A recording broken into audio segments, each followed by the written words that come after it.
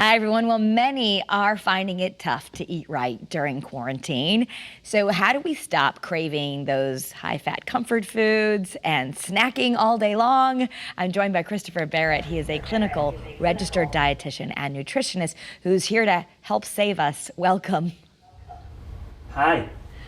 This is, I think, let's just say it off the bat. Do you think most people are having a tough time, even if they are usually good eaters? It's so different, and people are probably wanting to eat things they don't normally eat all the time. Yeah, most of the people are having a difficult time because they're either limited purchase or they're also just having a hard time because food is always in their kitchen and right in their face. Yes. So, how do we maintain a positive eating pattern when you're practicing social distancing? I think one of the first things that you want to do is you want to initially start your day within 30 minutes of waking up, having breakfast in the morning. This is going to be a great way to start and provide yourself a plan for the rest of the day and give you a good schedule. The other thing that you want to make sure when you're scheduling is try to spread your meals out about 3 to 4 hours. Okay, so I know you call it rise and dine. This is a good time to make sure that you eat breakfast in the morning. We have heard that if you eat a good breakfast, and now we have more time, so that might be a benefit. Maybe you could actually make some eggs and make something a little bit more like a weekend breakfast. Will you actually usually eat less calories throughout the rest of the day? Yeah, and I think one of the major things that you want to do is you're very fortunate because many people who are at home, they don't have to commute to work anymore. So now what happens is the person has more time and the potential to prepare a really nice breakfast instead of getting that grab and go one they used to get when they commute. So this meal, you want to make sure there's the whole grains, you want to make sure there's a fruit or vegetable, and also some good lean proteins that will really help you feel satisfied for a longer period of time. So give us an example. I know my brother will say, I don't know what's a protein or a carb. Like, what should people have for breakfast? What would be a good option?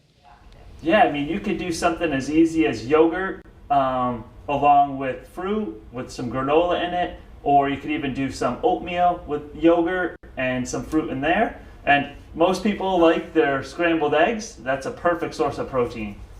Yeah, I noticed at the store, I was able to get, when I was stocking up on frozen things, they even had already chopped, peeled frozen bits of avocado, which are easy to kind of throw in the omelet. You would want us to have a little high quality fat, and it feels sort of like you're giving yourself an indulgence when you get this extra breakfast in the morning. Oh yeah, exactly. And I think the other principle that we want to think about is there's the Goldilocks principle, which basically says you want to don't eat too little, but you don't eat too much. You want to just eat enough so that it satisfies you for those 3 to 4 hours till lunchtime. Just right. Okay. So how do you optimize your food at home? We don't want to be going to the grocery store too much, especially during these weeks where they've asked people to really limit their interaction outside. Yeah, I think one of the most difficult things when people are going grocery shopping now is there's limited quantities on proteins and frozen vegetables. So what you want to try to do is you want to try and purchase as big packages as you can so that way you can freeze them. The other thing is a versatile protein is going to be really important. So a great example is if you have ground turkey, for example, that could be into millions of different types of meals. So that could become ground turkey burgers, that could be tacos, that could be a meatloaf, that could be a ton of different things to give your family a nice variety. Right. Okay. So that's good. And ground turkey also isn't very expensive. So that's, we can make it last a little bit. I know people are concerned about budgeting as well. You recommend making sure for our immunity, we have a lot of fresh fruits and vegetables. Some people will say that's expensive. Frozen's okay, and that can often be a lot cheaper. Yeah, there's tons of different variety. Your best bet would be to buy a little bit of the frozen one because those can be stored for longer. I know I tried to buy strawberries a few weeks ago and they went bad, so I forgot to freeze them. So that could be an easy way to do it, but buying frozen, it's going to be an easy, effective, and cheap way to purchase your vegetables. I want to let our viewers on Facebook know that we are taking their questions. We'd like you to know that we are speaking right now with Christopher Barrett, who is a clinical registered dietitian and nutritionist. We're talking about how the struggle is real to not gain weight and to also just eat healthy and stay healthy during this time of social isolation. So I'll be checking the feed and trying to take your questions related to this topic.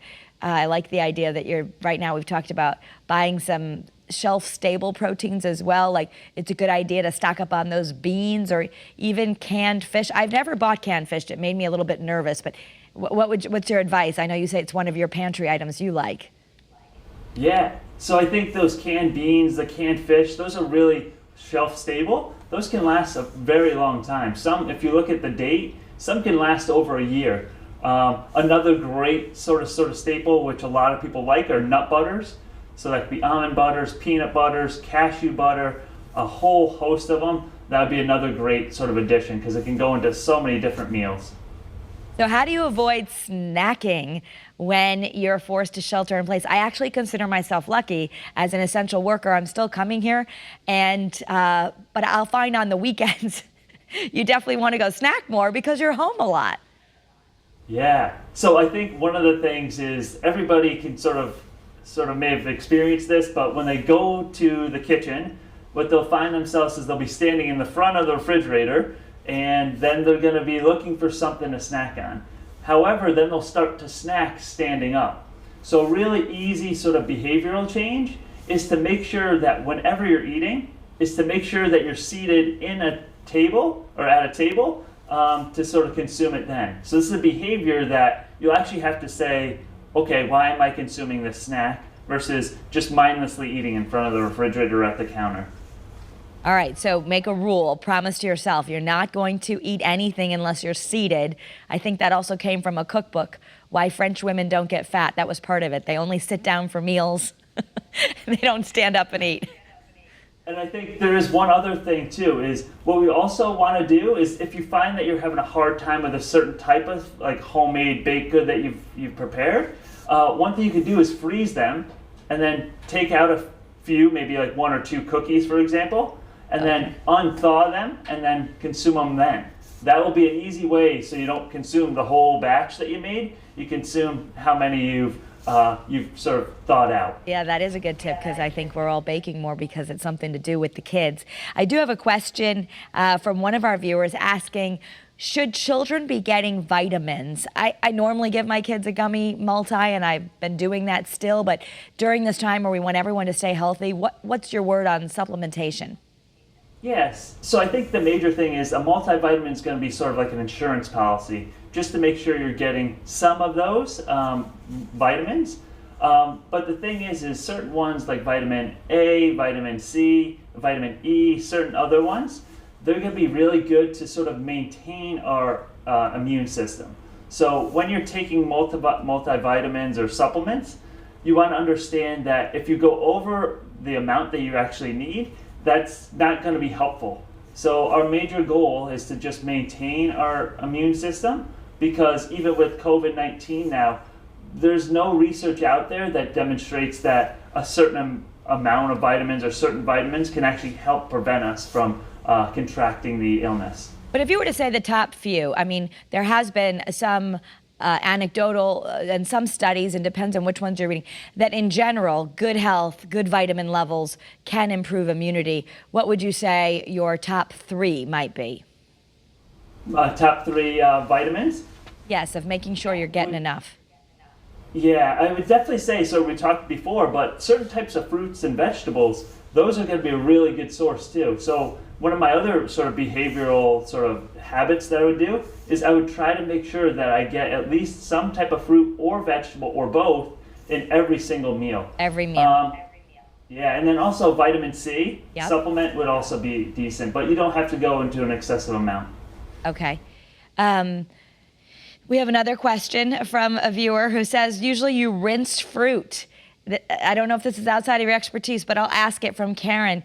Usually we would be rinsing fruit. What about the coronavirus? Do we need to worry? Can we just put water? Because it's not really great to put soap on your fruit. Yeah, I mean, you probably want to really rinse your fruit really well, especially if you eat the skin, and it's something that you picked at the grocery store, because people could have tried to look and see if this apple was good. So you really want to make sure you rinse it really well if you're going to be eating it. But then there's certain other types of fruits that have a skin on top of it, so like a banana, which again is something that you still want to wash. But you just want to make sure you're really washing them really well. A lot of people are concerned that they're putting on weight. And we know you can't out-train your fork. So what's your advice right now on really minding what you're eating? Because that's really how we can gain weight. Even though we're not exercising maybe as much as you'd like to with gyms closed, a lot of the weight gain really comes from what we eat. Is that right? Yeah, for sure. And I think it's the abundance of overeating, or that sort of like we were just talking about before, but that sort of mindless snacking where you're just maybe just preoccupied with something else, or the idea of I want to eat something. I think that's the major factor that we want to sort of always be understanding, is that it's okay to snack occasionally, but we also don't want to overconsume too much. And you brought up a good point. What is really the difference between emotional eating and eating for physical reasons? What's a good check-in you can do with yourself? Perhaps you could use this as an opportunity to learn about your own habits. So it's interesting. So I'll give you a few little tips that you can sort of see if it's emotional eating. So emotional eating, one of the easiest ways that you can sort of see if it's some type of emotional issue or eating would be to look at the fruit or look at the vegetable or some type of snack that you're consuming and see that you're choosing it, right? If you're always going to say, you're going into the kitchen, you say, I really want a cookie, that's going to be a sign that it's an emotional thing. However, if you're going into the kitchen and say, oh man, I'm really hungry, I could go for any types of fruit, some vegetables, you get some physical symptoms, that's going to be physical. So if you identify a certain food, a specific food, that's emotional eating. And the other thing that you can sort of look at is if you've emotionally eaten, you're not going to be sort of satisfied after that sort of snack or meal, versus if you're physically hungry, you'll be satisfied after. Right. And I guess if we are going to opt for that cookie, then they say we should really sit down and enjoy it, because then at least we're fulfilling that emotional need, right? We're using it for comfort, or we want something to feel good about. Then eating that cookie, if we actually sit down and enjoy it with maybe a cup of coffee or tea, we might actually not want to have 10 of them. Right, yeah, and again, if you can limit that or add it to a meal, I think that's another thing. So if I was to offer some suggestions for people who are sort of looking for better sort of nutritional changes, my number one thing would be to just try and consume 3 meals per day. Because then you're going to have your breakfast, your lunch, your dinner, and making sure that you're eating enough in those meals. And that all starts with that quality we were talking about. Whole grains, proteins that are leaner, and fruits and vegetables. So let's talk about some treats that might actually make us feel better. You know, a lot of research has happened on dark chocolate and things. If people do want a little treat, are there some foods that might be better than others when you're satisfying that sweet tooth and maybe indulging a little bit in these times? Yeah, and it goes back to the idea that we said before, is if there's a certain one, if you're really wanting a treat of a cookie with dark chocolate in it, for example, that could be something that you'd take out of the refrigerator or freezer and then let it thaw out as you're having dinner, and then have it later on at night. But you're able to limit the amount that you're having. I think that's very important. Yeah, I'll give our viewers just one of my things I enjoy. I like having some green tea and the dark chocolate. I learned from doing stories, your mouth should be warm when you have a little dark chocolate because it melts and it makes it taste better. There you go. That sounds really good. Are there any foods that can help with moods? I've read studies about our need for magnesium, almonds, dark chocolates, things like that, that when we have enough magnesium, our emotions can act, our central nervous system performs better. A lot of people are battling anxiety right now. What would you say they could do for eating? So I think that's very true. And I think carbohydrates also play a really major role in our immune system, and then as well as what you just said with sort of this like good feeling. We just want to try and choose the best quality that we possibly can. So like I said before, whole grains, so if that's like brown rice, if that's quinoa, if that's farro, plenty of those would be perfect to boost your mood. So you're not saying, I know a lot of people have been trying to cut carbs, you're not saying that we shouldn't have carbs, But are you saying that eating the wrong ones, like those cookies and the white flour, can actually make us feel worse and affect our moods? Yeah, I would definitely say making sure that you have plenty of fiber. That's going to be a big feeling of help you feel full, as well as sort of like the refined carbohydrates. It's going to be something that's not going to make you feel full.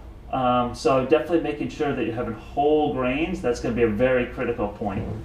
Well, we want to thank you for your time. You've given us some good advice, and for those who are watching the feed, feel free to share it so we can all we're all in this together, and I know no matter how healthy you normally are, these are challenging times for sure. For sure. Thank you so much for being with us. Thank you so much.